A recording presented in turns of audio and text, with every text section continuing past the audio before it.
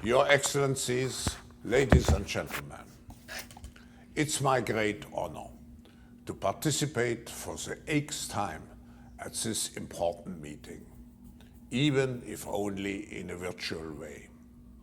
I would like to express my high respect to His Highness Sheikh Mohammed bin Rashid Al Maktoum for having taken the initiative for creating such an important global platform for governments shaping the future.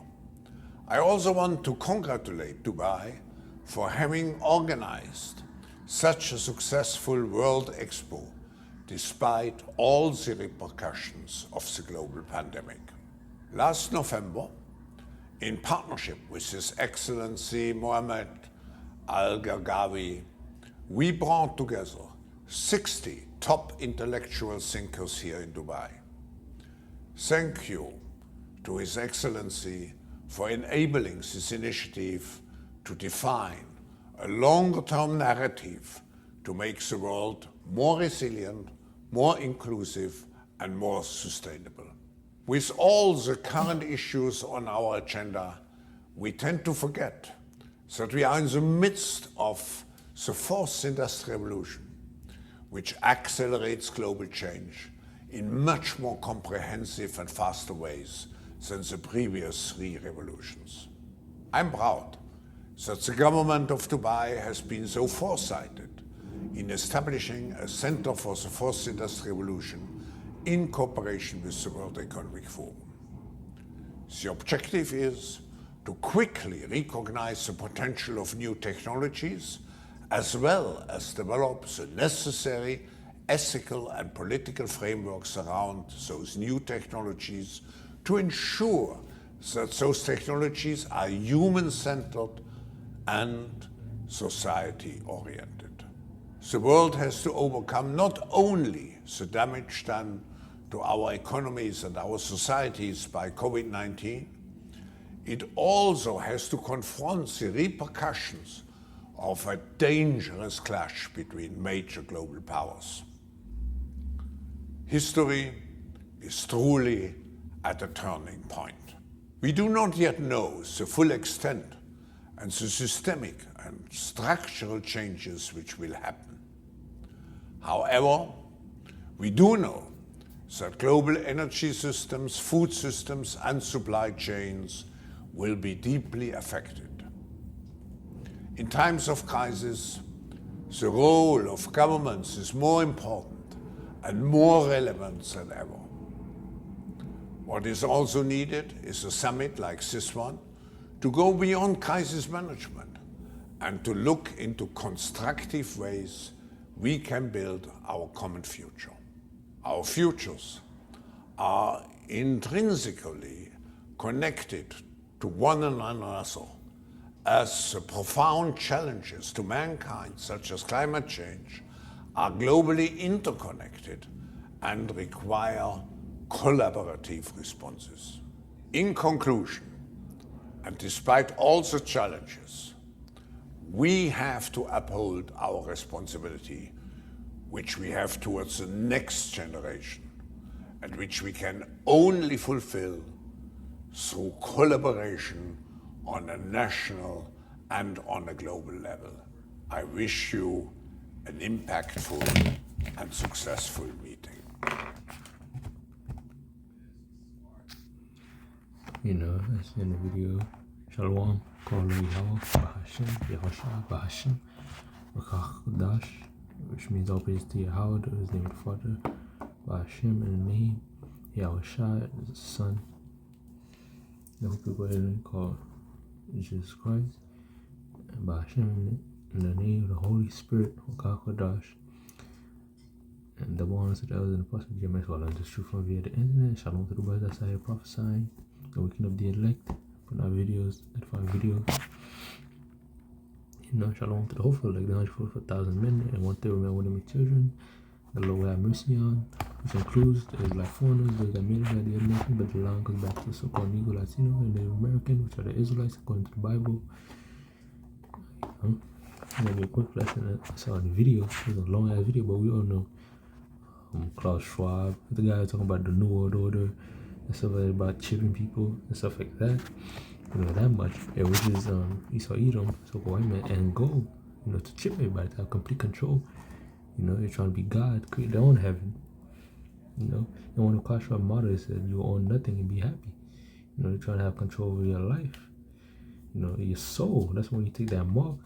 You forfeiting, your life and soul separate to the, to the elites. He basically saying they're God.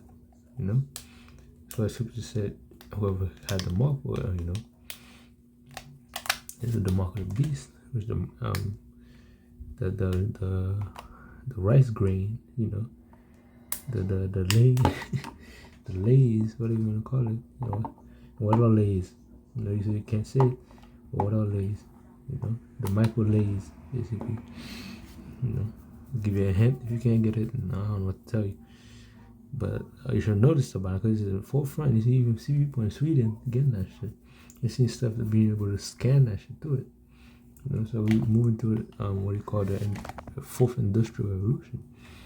Which is him, marking everybody with that choagma. We're gonna get, we all know what Revelation 13. Ultimately, that was the end goal they're trying to achieve. So that choagma is like a brand and print. When you brand something, when you brand an animal, they become yours.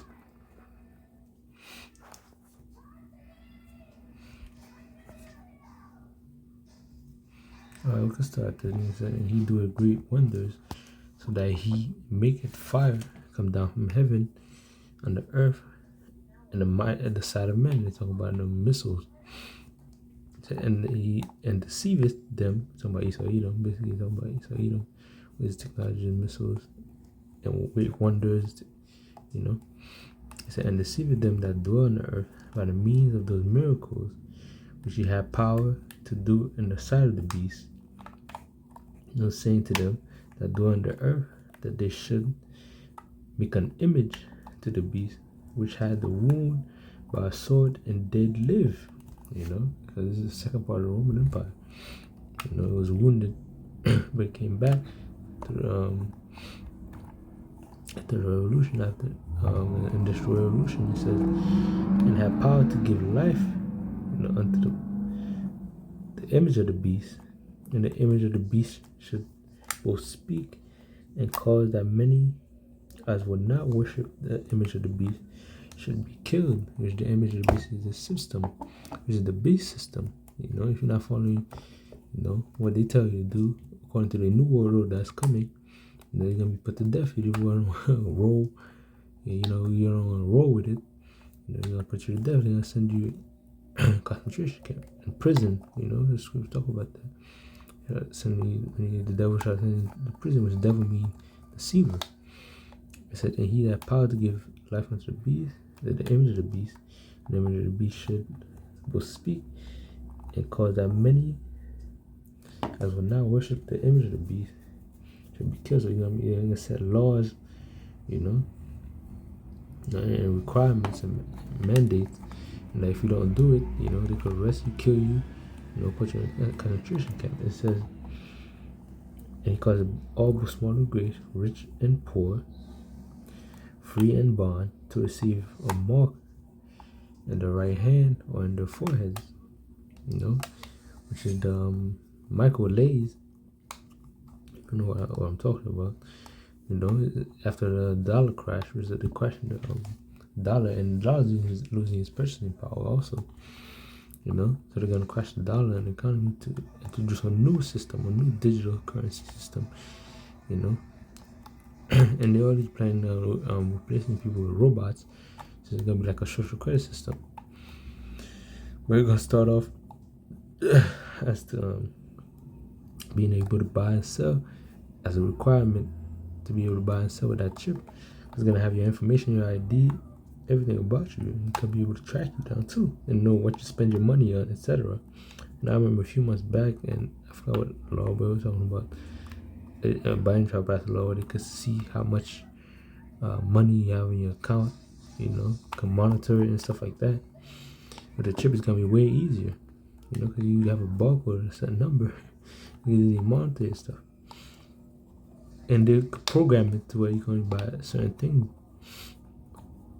It's that no man might buy or sell, so it's talking about physical mark. You're gonna need physical mark, you know.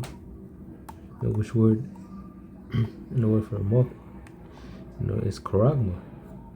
Revelation 16. And the imprint. It's gonna be imprinted on you, implanted in you too. And there's gonna be a step, something you have to scan. It says, because you can't buy stuff with something spiritual. It doesn't make any sense. It has to be some physical exchange or scanning something. You know how you buy stuff with money, something physical, and a scan. A credit card, I have a scanning number barcode. You know, which barcode is gonna add up to 666. Is the number of the beast. And that no man might buy or sell, save he that had the mark or the name of the beast, or the number of his name. His wisdom let them have understanding, count the number of the beast, for it is the number of a man. You know, the number, so it's gonna be a man that's pushing that. And we know that the wicked, Esau, took white man. And that's in rulership right now, pursuant to Job 9:24. The word given to the hand of the wicked, who's ruling the world right now, who's corrupt, setting up puppet governments, who have the most powerful military, who took over the world, who control the slave trade, all these hands, who have the most advanced weapons, except for it is the number of the man, and they boast in it too. They make it known, that they in power. If you don't do what they say, they able to shut down a whole country, over this whole CMic thing. C9, whatever you want to call it, to not get video, taken down.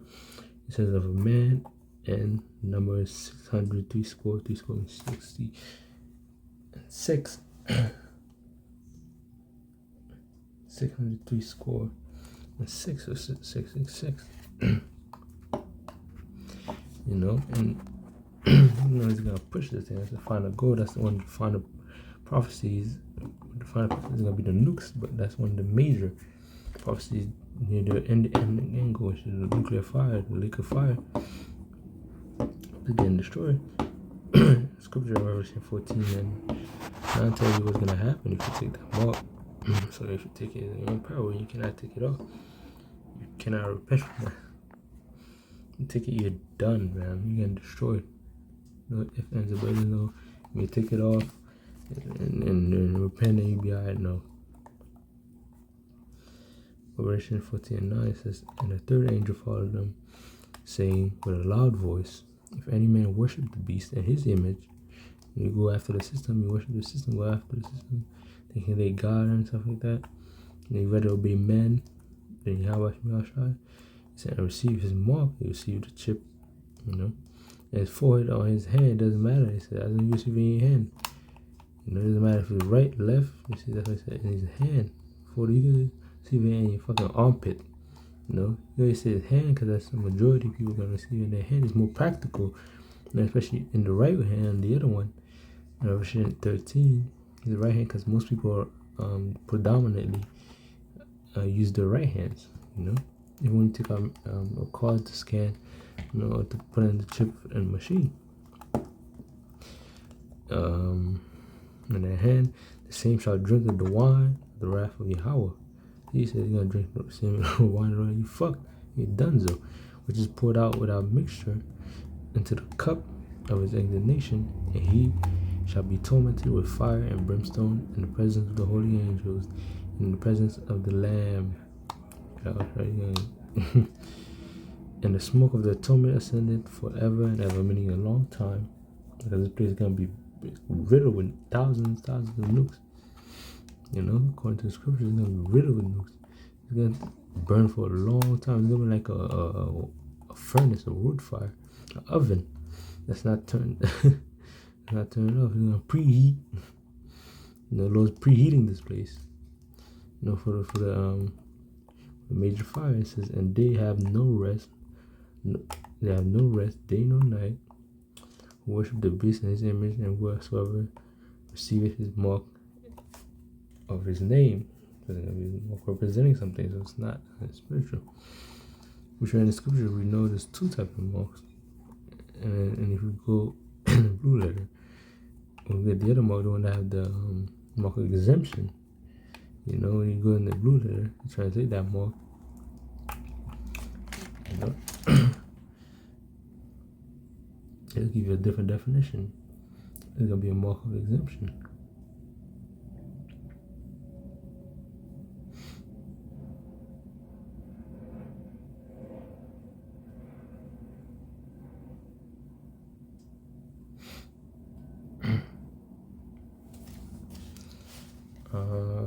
Let me get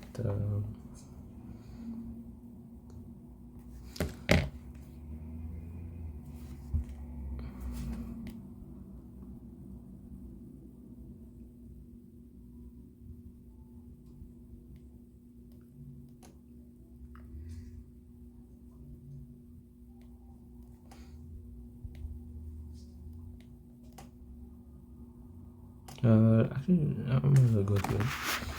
Is Revelation 7. I brought it up. You know, I was looking for it. Revelation 7:3.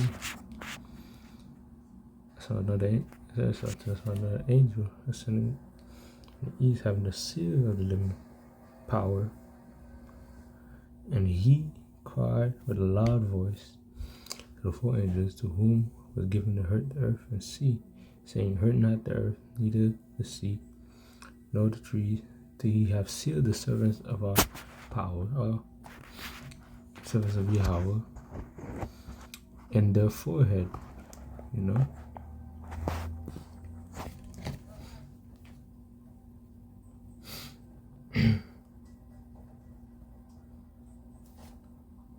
So, you know, it's gonna be saying the elect, talking about the elect gonna be exempt from the judgment to come.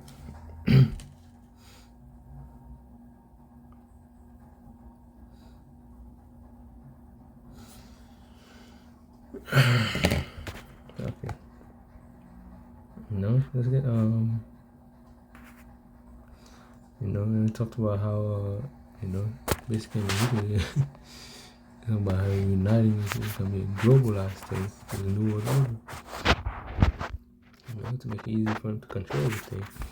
Which really he's trying to be a how, be able to see everything, see all the all-seeing eye. You know? Like he wants to take over the world, like you know, his own means. You know, he's going to get, I'm trying to get that 2 Thessalonians.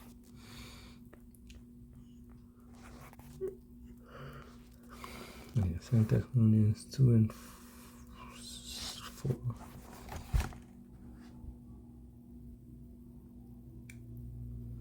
It says, okay, that's how 3 says, let no man deceive you by any means, for that the day shall not come, except there come a falling away first, and a man of sin be revealed. Yeah, which a man of sin, Esau Edom, is being revealed in the latter days, son of perdition, who opposed it and exalted himself above all that is called Yahweh, or that is worshipped. You know, so he put his image up, you know, as the Lord God and as the angels. You know, he put his image up and he defiled the temple. You know, he what else did? Wait, he made believe that you're supposed to have little green men. You know, he got a lot to iconoclasm.